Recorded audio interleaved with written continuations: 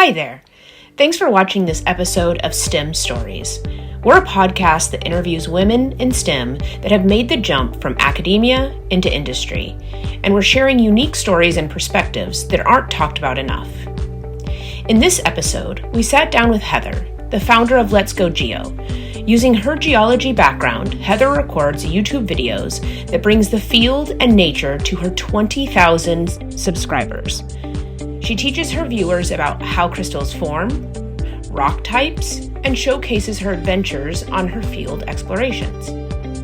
In our conversation, Heather dives into how she took a risk in starting her own business, her path out of academia, and her advice to young women in STEM. But before we get into that, did you know that STEM Stories is part of Wisdom, or Women in Science Demonstrating Outstanding Merits? Wisdom is a nonprofit that works with STEM college females to find opportunities in industry, and we're taking a moment today to ask you to join our mission. Whether you can contribute financially or just by following us on social media, it would make a difference in supporting our mission. Or, if you know of someone we should interview next, let us know. You can learn more by visiting our website, www.womenin.science, or follow us on Instagram at women_in_science. Now here's the episode. Heather, I'm very happy to have you here as a guest on our podcast for Wisdom.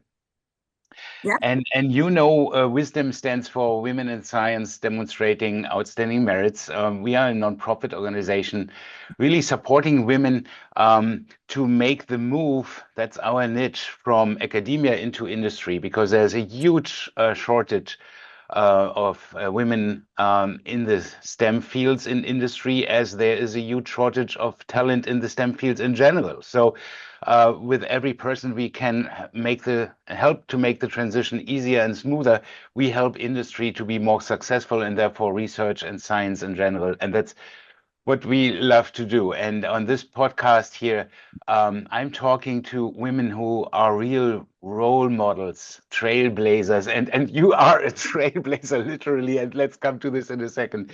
And what your career path looks like to really encourage, inspire, and motivate young women, students, graduate students, to move forward in their career.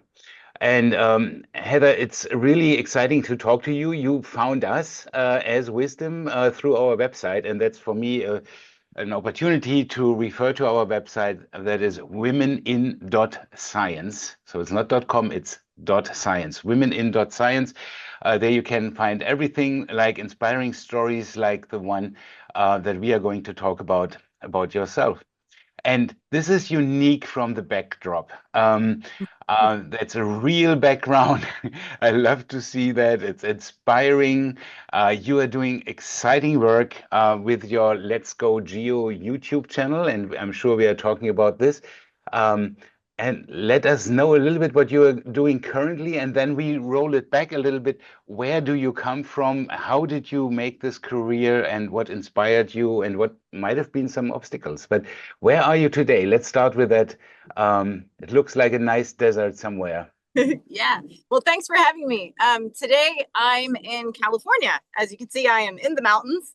I was actually up in those mountains, but I had to come down to get a little better service. So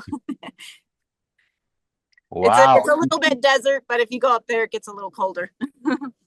Yes, and what you are doing there is you are interested in the geology, you are interested in minerals and stones and fossils. That's what I get from this.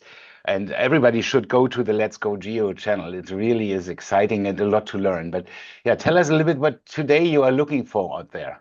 Yeah, so what I'm interested in are the stories that these mountains and rocks tell, which are amazing. Today, I'm working on a couple of different things. I find myself doing multiple things, sometimes in one locality. And some of the things we find here are amazing fossil sites. I've been collecting trilobite fossils, and they tell us a lot of interesting things about the past and about extinction events, which can be relevant to today. Yes. And I'm also working on some fluorescent minerals, which will be a new series on Let's Go Geo. And fluorescents are really interesting too. And one thing that I find fun about fluorescents are that, aside from there being really interesting minerals, they cross this boundary of philosophy, because it's a question of what is reality, because we don't see the UV perspective, right? We don't see that in light. We have a limited amount of light spectrum that we see. So when we can use a tool like a UV light, then you put it on a mineral and suddenly it's a completely different color. So I've been working with fluorescence too. So that's primarily what I'm on site for today. That's interesting. It's a philosophical topic, as you said, and that's something that we want to achieve here as well. Sometimes things don't look what they really are, and what are the underlying obstacles that you have to face and overcome, because later on, everybody just sees this glorious, stellar career, but what it took to get there, only this UV light of this podcast might be able to uncover. So. Yeah, tell us more about that. But before we go into this, you just said something interesting. You said, I'm studying fossils, trilobites here that are interesting, can tell us a lot of things also about today. So I assume you are referring, for example, to temperature profiles in the past, because we are talking today a lot about global warming. Is that something that you are interested in as well, to find out what were temperatures at the time? It is. And when I went to school, I actually did research with a different marine organism, which is called a foraminifera, or a lot of people just call them forams.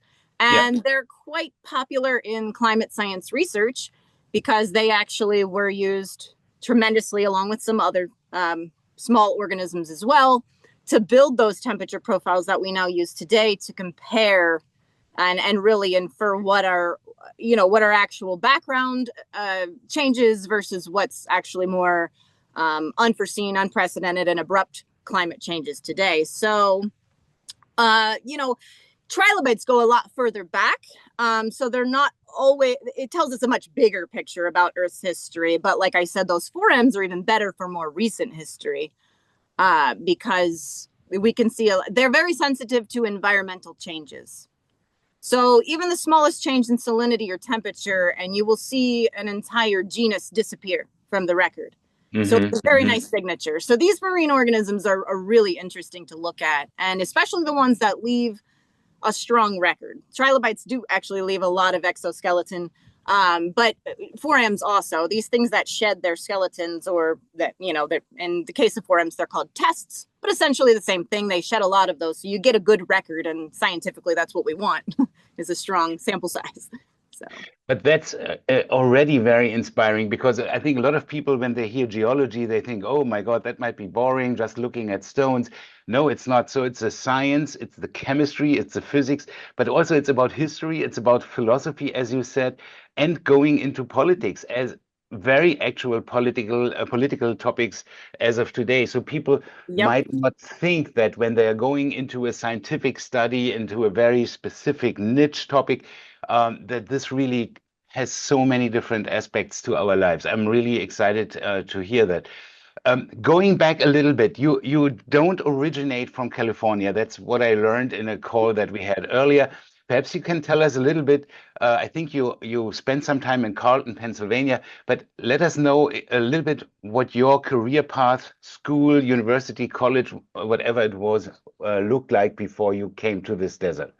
Yeah, so my past is definitely this mix of different things, and I think that's important for some people to consider, to know that that you can be in something completely different and then end up somewhere else. You don't know where you're going to end up. So I started off. I did grow up part of my childhood in Pennsylvania, and then I ended up back in Pennsylvania, and I did do my undergrad studies there. And I actually started off with an interest in education and an interest in entrepreneurship. So I dabbled in some business fields. I learned all of that so I could, possibly run my own organization someday. And then I got very interested in humanitarian and conservation fields. I felt this urge, like I wanted to help. I wanted to help someone or something, and that was just a part of who I was. And I also was a very creative person. So I just really combined a lot of different things. But I always had this draw to the sciences. And I would say that as a child, I did a lot of outdoors stuff with my family. We did a lot of camping and floated down rivers. So I had this affinity for the outdoors. And that was one of those seeds that was always in me. And then I remember having this globe. It was just, I don't even know where I got it from. And it was like the topo globe. So you can like feel the mountains. They're not exactly correct. You know, the mountains would be huge, but it was so interesting as a child to have this. And I would just look at it and just, you know, another seed, because it was this curiosity about the world. Like, wow, all this is out there. There's people that live over there and there's these mountains, and how did they get like that? So I've always loved globes, and I still do to this day. That's, you know, because of that one. And then my family moved around a bit, and we ended up, I lived in Tennessee, I lived in Missouri. So, you know, lots of travel in the United States at that point. And I remember in Missouri, I was surrounded by farmland. So you could just walk around everywhere, you know, whatever. I used to pack my little backpack with books and pull myself up on the big round bales, these hay bales, and sit up there and read my books and learn. And one day I was walking out, and I found this peculiar rock, and it was a round rock, perfectly round. I just thought it was so cool. So I put it in my pocket, and I actually had that with me for quite some time, you know, decades. I kept this little round rock I found as a child with me. And again, I see it again as another seed of curiosity there. Like, what is this? Why is it perfectly round? And I had it all the way up until about a year ago. Unfortunately, I had part of my mineral collection was robbed and that was taken. But I had it I know, in my life for that long. That's how special. And I never wanted to break it open to really further investigate it. I just kept it. So between those two things that I found, and then like I just think this curiosity was born. So I always had that, even though I took different paths and didn't know exactly where they would take me. That kind of led me back to science later on, because I just knew that I knew I loved the outdoors, animals. I was curious about the mountains, and I wanted to explain these things. So I wanted to go back to school. And then when I was in Florida, I ended up going back to school, and that's when I pursued graduate studies in geosciences. But what was great about that is that was a cross between ecological and geological sciences, my actual thesis. Which was perfect for me. So again, I think that the most important takeaway from my story is that you can do all these different things, and you can end up, you don't know where you're going to end up, and that's okay. That's part of the journey. So I 100% agree. And you mentioned a few times, and I can only underline that curiosity is the key driver, not only for scientists, for many other people as well, and that drives your career forward.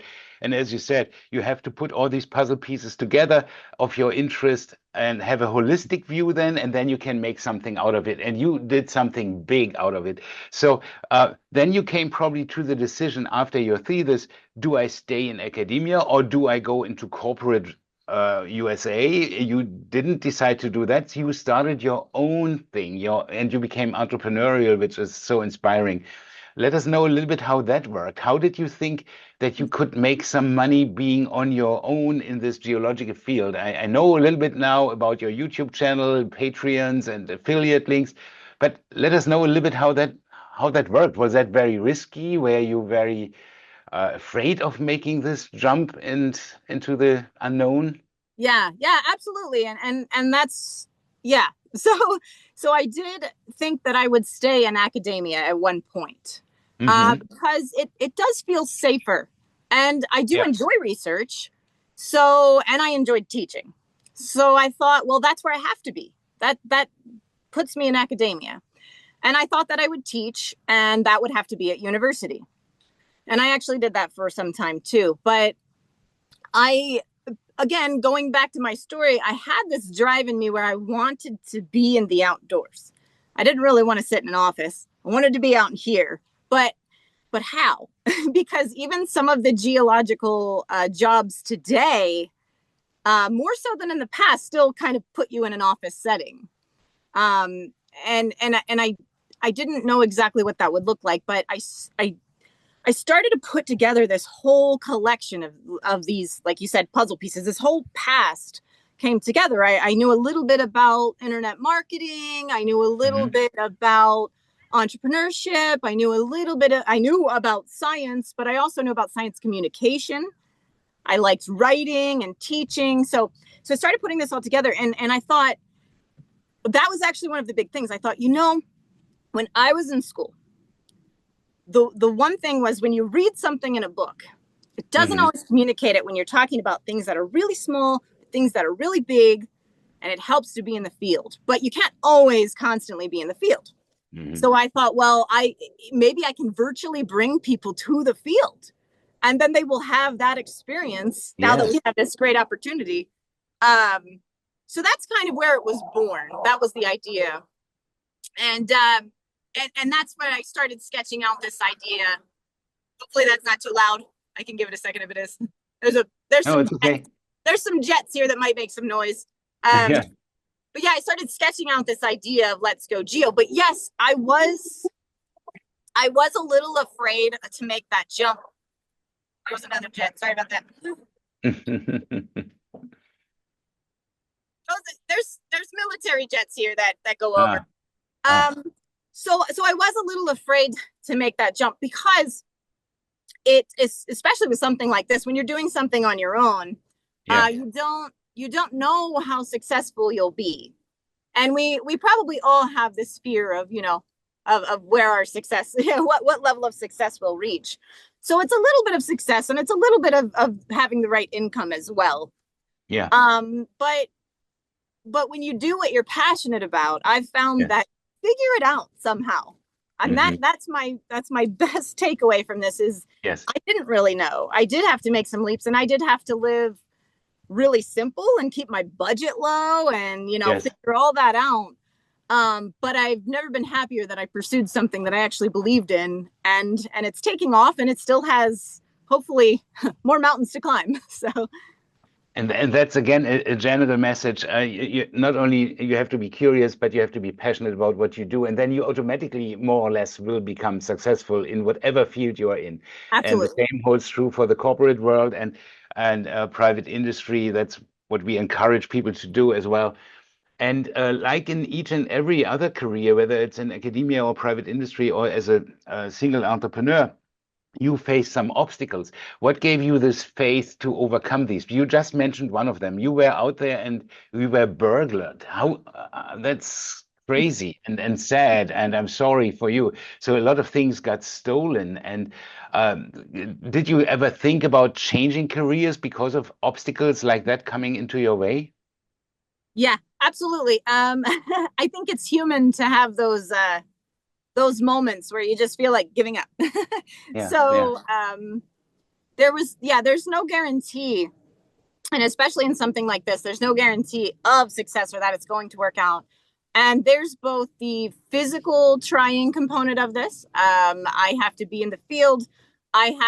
Just filming outdoors has a whole host of other challenges than, when you're inside, things kind of stay where they're supposed to be. When you're outside, the wind, blows your stuff all around and knocks over your tripod. I've broken a tripod.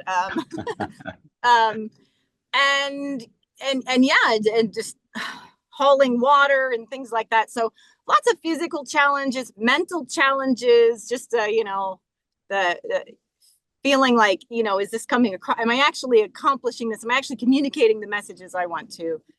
And getting some of those things taken was a big setback. That I actually did have one of those moments where I thought, well, some of these things are irreplaceable, and they absolutely are. There are places I just can't get back to for one reason or another. Once I settled down, though, I realized, you know what? This is motivation to get back out there. Yes. To collect more and to, keep pushing my message. And so I used it as motivation. So. And that came across in your YouTube videos about this incident and what followed. So you were then really encouraging others and mentoring through hardships of any sort. Did you ever have a mentor going that route where you are currently in? Or would you have preferred to have a mentor in case you didn't? There have been many people along the way that I probably wouldn't be where I am without them. So everyone from high school teachers who have positively influenced me, Yeah. and encouraged me, to college professors, some really brilliant college professors who also helped lead me down certain paths. I had a professor who was in business, but he also did a lot of work in psychology. And we ended up talking a lot outside of class about, it was at a point where I was starting to have those uncertainties. I was in that middle ground between where I was, where I wanted to be, and how to get there. And, the conversations with him really helped me sort things out. So I would say he was inspiring. Good. And to be honest, I think that even I do a lot of reading. So there's a lot of authors that I think have been quite encouraging. And I always have a lot of respect for Carl Sagan. So not a direct mentor to me, but still his words, very inspiring. So yeah, a whole host of individuals that can influence you in ways you never would imagine. Yeah, and I think mentorship is very important. That's something what Wisdom also is going to provide, and what you are doing as well. And being a woman in this field, there are a few channels, YouTube channels, but you are really the exception. Most are male dominated, like the STEM industry in itself. Do you specifically see any obstacles that you were facing being a woman in this field? And what is your recommendation to our viewers? How to overcome these? Yeah, so I won't sugarcoat it. There are definitely No, we don't want that. definitely still challenges being a woman, especially in geosciences. So, I mean, there are physical challenges that I face.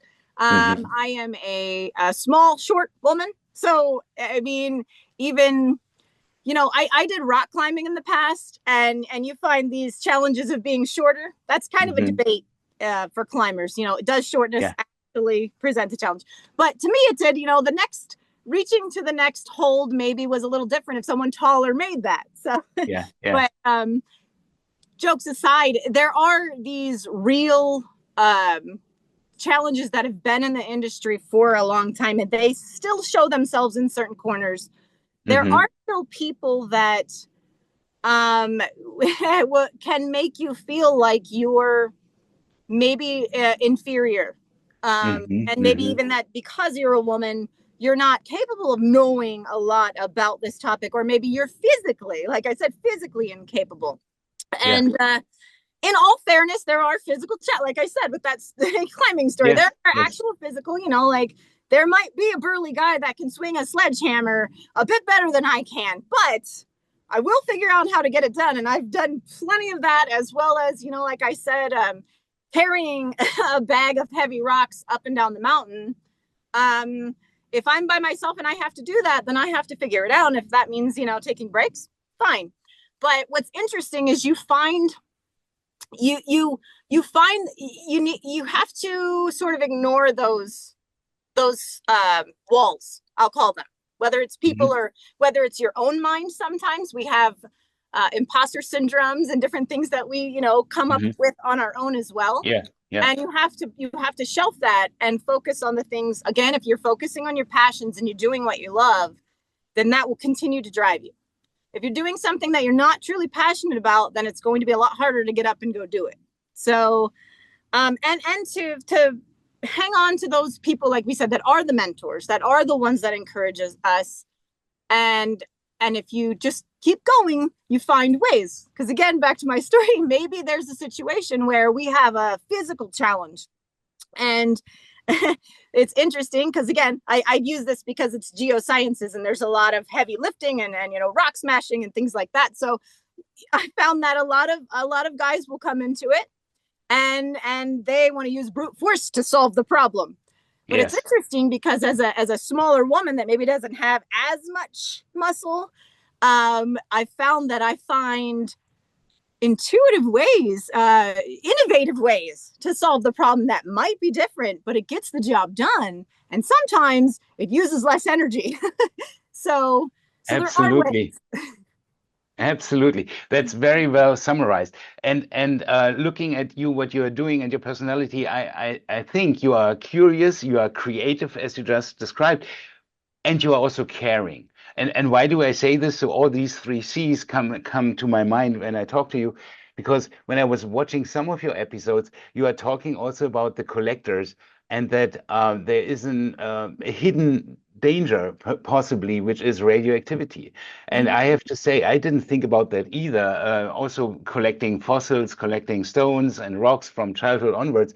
I never thought about that, but you are talking about this, and this is an exception. And you are even recommending take a Geiger Müller counter with you or a scintillation counter. There are portable ones.